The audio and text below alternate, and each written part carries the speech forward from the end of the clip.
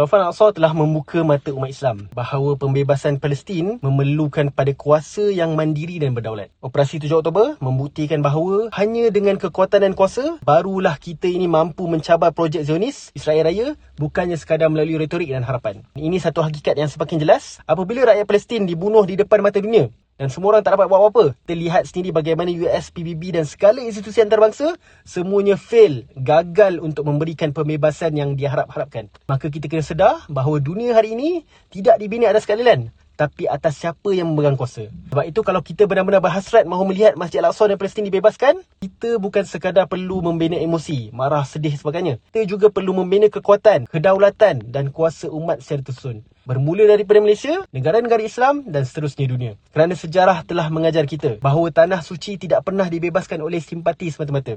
Ia dibebaskan oleh umat yang memiliki kuasa. Seperti yang telah ditunjukkan oleh Umar Al-Khattab radhiyallahu anhu dan Salahuddin Al-Ayyubi yang berjaya membebaskan Masjid Al-Aqsa. Jadi mari kita ambil peranan dalam projek pembebasan Palestin mengikut kapasiti masing-masing. Boleh?